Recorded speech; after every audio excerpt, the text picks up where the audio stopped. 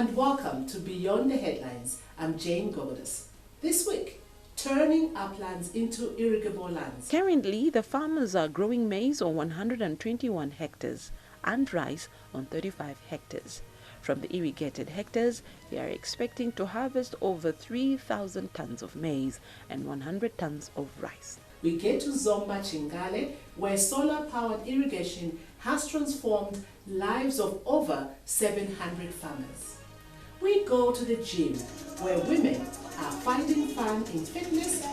Welcome to Sweat Factory, an all-women gym in Area 49 in Lilongwe, where serious women who want to shed excess weight or maintain shape congregate. And also in this edition, we go hiking in the cool breeze of Zomba and Machinga hills. So this is how we're doing it. We started all the way from Chilema and now we're trekking down.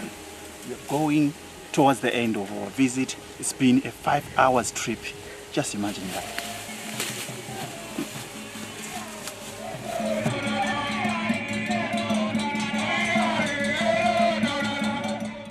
So lovely that you are there. Thanks for joining us. And once again, welcome. Now, over 700 farmers from 24 villages in T.A. Masula in Zomba are now able to grow crops at least 3 times a year. Their reliance on rain-fed agriculture has broken after government, keen to attain food security at both national and household levels, built a solar-powered irrigation scheme in the area. The scheme has turned non-irrigable upland areas into food production zones, as Frank Kapisa found when he visited the areas recently. Straight from the first harvest this year, the fields are once again green with the maize crop. For the farmers here, the planting season is no longer determined by the onset of rains. For the first time in their farming lives, they are able to grow maize and rice all year round. They are members of the Mlooka solar-powered irrigation scheme, which government has constructed to ease hunger, which was so pronounced in this area. This is a rain shadow area, which means the efforts by the farmers were not matched by their yields. Most of them managed yields enough to last them for months. 36-year-old Akileni Kasimidwa was trapped in the web of hunger. In the past, it was very difficult because the area is a rain shadow area, so rainfall is always difficult. So it was difficult for farmers to get higher yields because of shortage of rainfall. Before this scheme, I harvested hardly enough to feed my family. The harvests we used to get took us 4 months, and the other 8 months we had nothing to eat. So the coming in of this scheme has eased the challenge of rainfall. Irrespective of whether the rains come or not, we are now able to grow and get bumper yields. This year, many areas across the country experienced prolonged dry spells. As for us here, we were no longer troubled by the dry spell. With this scheme, water is pumped from the Shiro River to irrigate our crops all year round. I am now able to yield enough maize as well as rice. Just imagine 36 50 kg bags of maize, and from this rice field, I am expecting not less than 18 bags. I have enough maize and rice to feed my family of 5 for the whole year, and enough rice for sale. In fact, from this cropping season, I expect 1 million kwacha or more in rice sales. I am sure after 2 or 3 years, I would be a millionaire.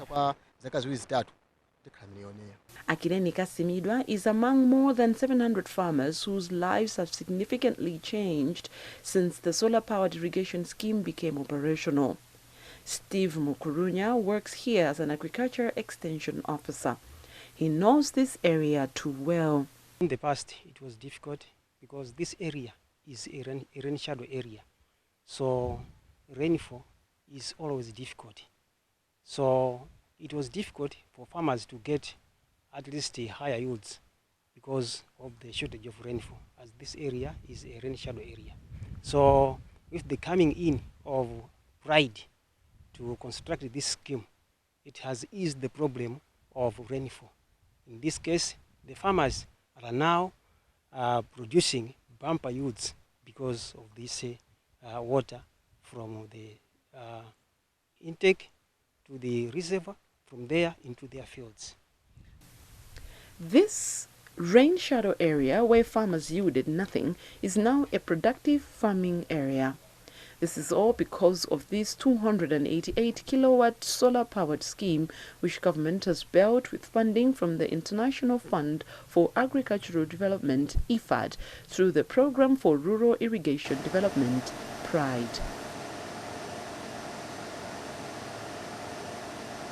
Water is pumped from the Shiro River to this reservoir some 1.5 kilometers away and then released to irrigate over 380 hectares of crop fields in 24 villages, with the longest irrigated point being 2.4 kilometers.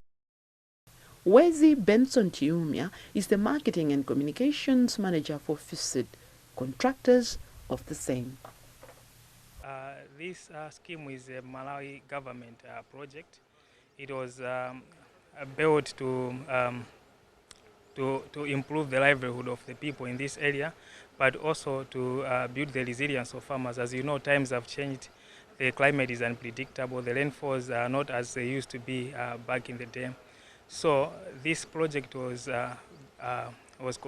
built with financing from IFAD through the Program for Rural Irrigation Development, and it was also done through the Department of Irrigation. So there is a total of 138 hectares that is under cultivation here, and the project is a solar-powered project.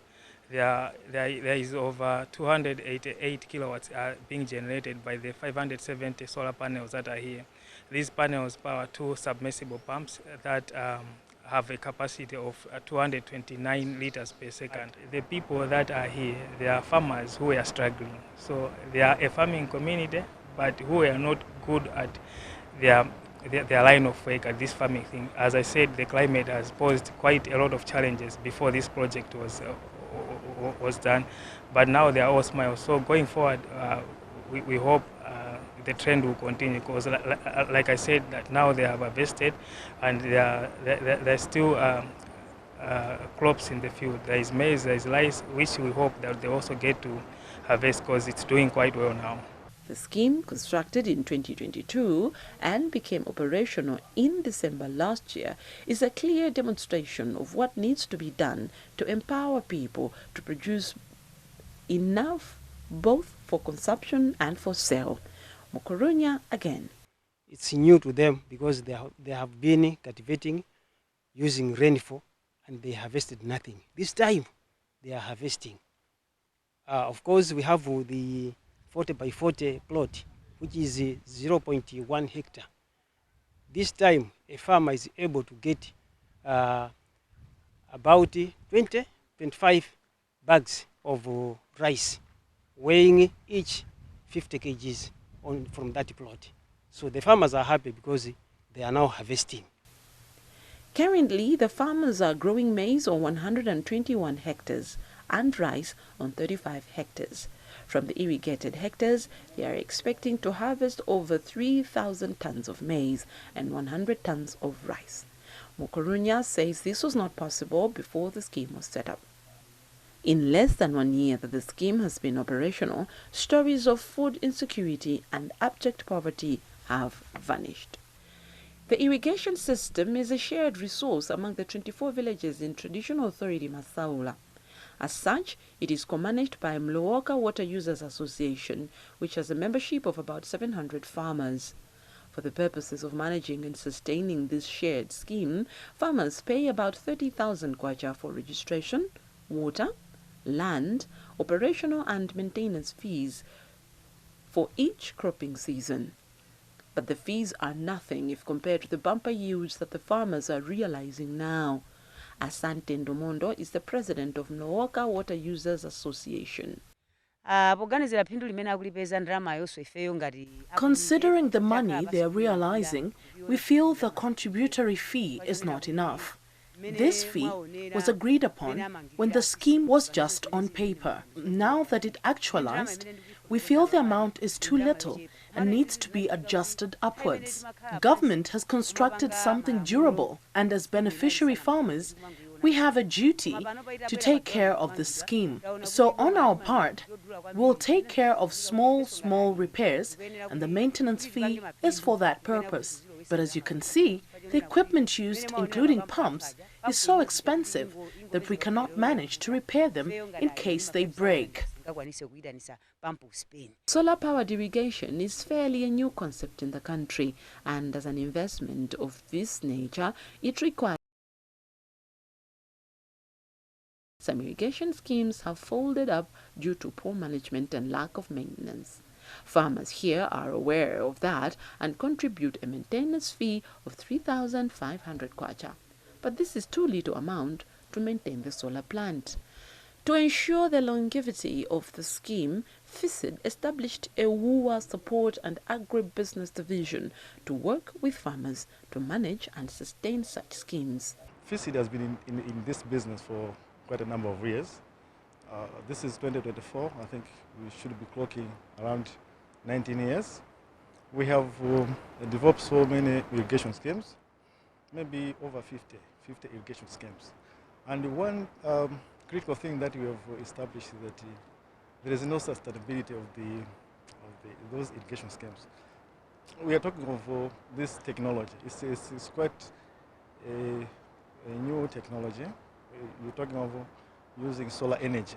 So farmers are having issues when it comes to breakdown of maybe small issues. I mean, small equipment within the system. So you would find that maybe with just a little item or maybe equipment costing, say, maybe 200,000, farmers are failing to do the repairs and maintenances.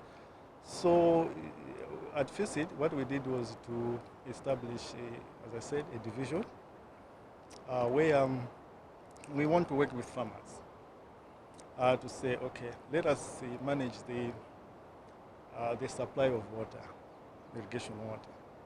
In this case, we're talking about looking after the system itself, and also how to get the water to the farmers. Basically, that's what we have proposed so far. So we want farmers to be busy with the cultivation and other things. But us, as a FICID, we should look at how we can manage the system, issues of repairs and other things. It is clear from the beneficiaries that Mloaka's solar-powered irrigation scheme has transformed lives. If replicated, such schemes have the potential to totally eradicate hunger and make Malawi a breadbasket. Many Malawians are turning to healthy diets and keeping fit to ward off lifestyle diseases, including hypertension, diabetes, and stroke, which are on the increase. As regards fitness, it's common to see people on daily jogging routines. Some have turned to aerobics, while some to pumping iron and building their muscles. But this has a gender bias for reasons bordering on religion, male chauvinism, and child-rearing roles. Women are pushed out of these spaces. The fitness areas are by and large dominated by men. But things are changing. A woman in Area 49 in Lilongwe has created a fitness area purely for women. And as Beatrice Moape reports, it appears the women are having fun. It's almost 5 o'clock in the morning. It is still dark and very chilly. While many, scared by the darkness outside, are still in their blankets, these women are up and fighting the cold. Making their blood boil and keeping fit is a daily routine.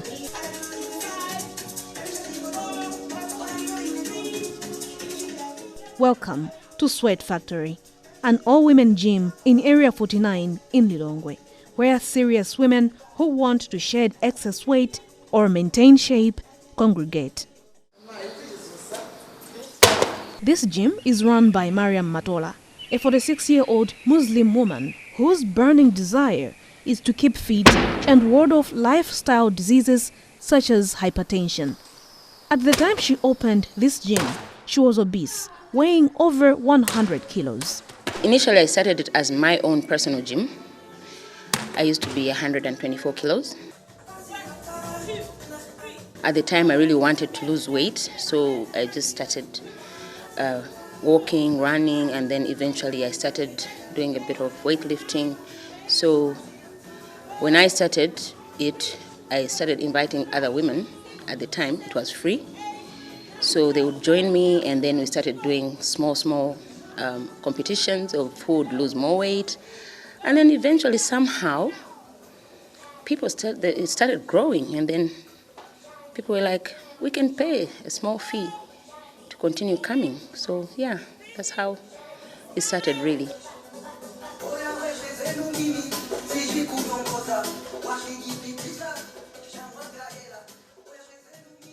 Being a Muslim woman, it was not possible to register in gyms around town, simply because in most, if not all gyms, male and female patrons mix. Islam does not allow women to interact with males who are not their relatives, and so was the idea to establish an all-women gym to ensure they are not mixed with men in their quest for fitness. I found that there were a lot of women who really wanted to exercise, but somehow were shy to be around maybe the male people, including myself. I wouldn't be very comfortable working out in an environment where there is lots of men, especially that most women are curvaceous and most people who go to the gym are slightly big. So I wanted to offer women a safe place where they can work out without feeling judged, without being ogled at, things like that, yeah. In the initial stages, women were skeptical. There were only a few women patronizing Sweat Factory Gym, but as time went by, membership grew. Currently, there are over 300 dedicated gym members. The gym was a no-go zone area for women, but it is becoming the first lovable place to be.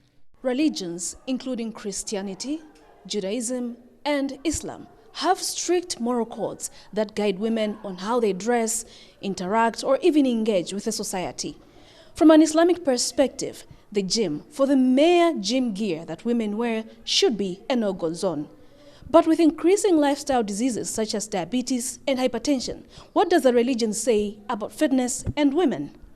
Islam actually elevates and uplifts women. And as long as the fitness thing is done in accordance to the Islamic, teaching, like dress modestly, like do not work out around men, especially dress the way we dress in the gym, because usually in the gym we want to dress freely, we want to dress sometimes some shorts or tights. So as long as there are no men around, you're able to dress any way you want, as long as, it's just women. And as long as you keep it, religiously acceptable. So I really don't understand when people say that women are oppressed or women are... No, actually it's the other way around. We are very uplifted and honored, and we just have guidelines that guide Muslim women. The way we dress, the way we talk, the way we present ourselves. So people call that, the modern people, the ones who call themselves modern, call it oppression. But I think it is to protect us in a certain way, yeah.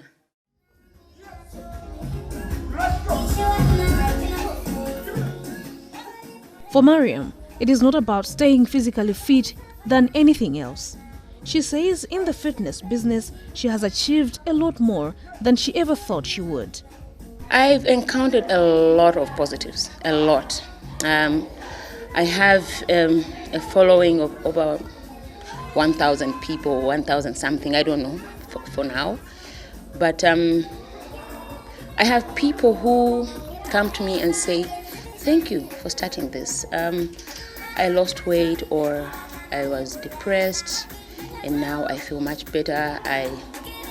So I find I've had a lot of positive feedback, and somehow, miraculously, I've also been able to get into the corporate world, with people like Standard Bank, Tiveta, JTI, coming to me for fitness services. So I think I tend to say, do what you love and get paid doing it, something like that. For the mother of 3 and trained psychologist, fitness is part of a therapy for mental challenges, and the gym is part of her contribution towards mental health. She says the women find solace in one another as they sweat and share stories. We come here, we talk, we laugh, we sweat, Exercise is one of the recommended remedies to things like depression, to things like suicidal thoughts. When you interact with other people, you're able to maybe release a thing or two off your chest. Lift, come on. 62-year-old Rosaline Banda is a member of the Sweat Factory Gym. This is her home of fitness. Banda loves keeping fit, motivated by Mariam's passion and the other women who patronize this gym. To her, being an all-women gym is a bonus in that it will entice other women to join the craze for fitness. Looking at a woman or Muslim is a mindset. So all you have to do is create your own mindset and follow that. And what you create is what translates into your own action. So for me, it's not being a woman, but it's what you want to achieve and gain. From the highlight of her life, it is clear that limitations that people have on their lives is a matter of mindset. For her, she will continue to rock and thrive in the fitness world with her hijab on. Beatrice Mwape for Beyond the Headlines. Now, as more and more Malawians are turning to hiking for fun, fitness, adventure, sightseeing and stress management, equally more and more routes are being launched. The latest being the trail from Zomba Malosa to Machinga Hills. The 6-kilometer hike starts from the 50-plus-year-old magical Chilema tree in Chilema, Zomba Malosa, then goes all the way up to Machinga Hills and ends at Mandevo Integrated Farm, Aquaculture and Ecotourism Center. But what has the trail got to offer to its hikers? Well, Simeon Boys, alongside over 50 hikers, sampled the route on its launch recently for Beyond the Headlines.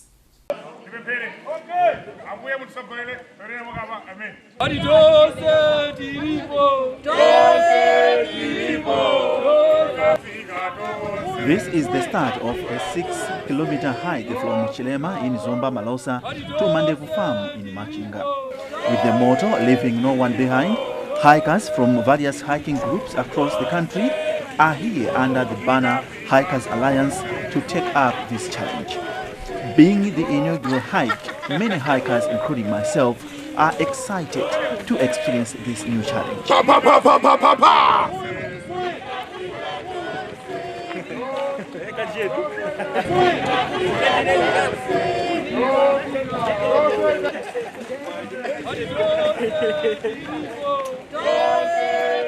The ultimate goal of the 6-hour journey is to reach the summit of the hills on Machinga site named Mandevu Peak.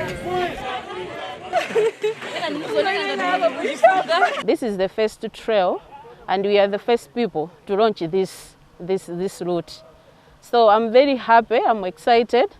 We are here to go and see at the peak. So I'm very happy. Today marks the first day to launch the Mandevu Peak. And being the first one to be there makes it more exciting. and I believe everyone in the globe. As Emmanuel International, one of our things we do, projects we do, is part of environment. And so we felt it's important to participate in this, to appreciate the nature, but also see how best we can contribute to making sure that Mother Nature is not completely destroyed. Leading the hiking team is a Malawi Defense Force MDF soldier, Lloyd Soma. We are happy because you know that in Machinga and the Malosa, now we will have a trail that people they can use it. We are just using to go to Zomba mountain, but I think now these days we will have a route that will come from Chilema to Mandevu. The hike also exposed a lot of illegal activities going on in Zomba, Malosa and Machinga hills, posing a major threat to nature. These include poaching and destruction of trees through charcoal burning. Nsoma believes once the route is popularized, communities will take the responsibility of managing the hills. You can see the charcoals all over, and they are cutting down trees in Machinga, and you see even on the road, people, they are cutting the charcoals, they are going to sell it in town. That is a danger that we are having here in Machinga. Animals, they are running away. There's different of weather, climate change. There's a lot of things that is happening. Even when you come to October, you cannot walk in this way. It'll be bent all over, it'll be dry. So when you're walking in a dry, you came thirsty and you need more water. So when you are walking in a bare land, it means that that's danger for life, because you need something to cover you when you are hiking in the trails. After a 5-hour gruesome journey, the hikers conquered the hills and reached Mandevu Peak, the summit of the hills. It was time to celebrate.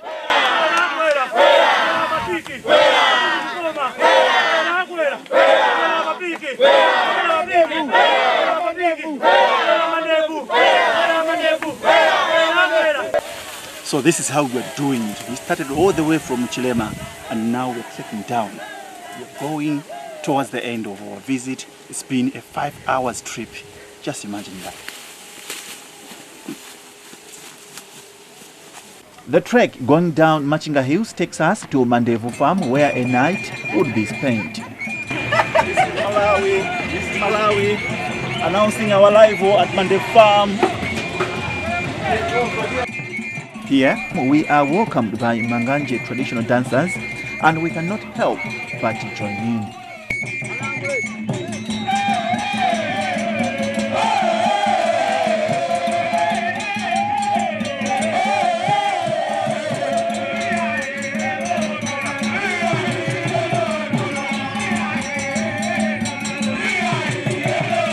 Speaking when she was welcoming the hikers, managing director of Mandevu Farm, Mayor Kalinda Kafe, who is popularly known as Mama Mandevu, expresses delight with the launch of the trail, saying it will bring many benefits to the area that include empowering communities to protect nature. When we heard that there's this group, the Alliance, Hikers Alliance, we're excited because they said we would like to try Malosa Hills, and we said we already have plans to have a nature trail. So the nature trail, initially the route was maybe not going to be the route that the hikers are wanting to have. But when we had discussions, we said, okay, let's combine the nature trail and the hikers routes.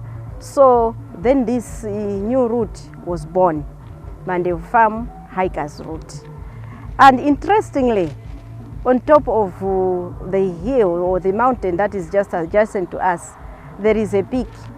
And currently we are just calling it Mandevu Peak. And for the hikers, they said, when we hike, if we reach the highest peak, we go there, we plant a flag, and maybe build a pillar or something. So it's something that we are excited about, and this is why we said, yes, let's do it. Malawi has a number of prominent hiking and trekking destinations that are scattered across the country. They include Mount Mulanje, Malawi's highest mountain. Simeon Boyce for Beyond the Headline. And well, on that note, we end this edition of Beyond the Headlines. So lovely having you. As usual, we are excited to hear from you on any of the stories we carry. Be free to drop your comments on MBC Facebook page or WhatsApp the number scrolling just right below. I'm Jane Governess. Thanks for watching. See you again next week.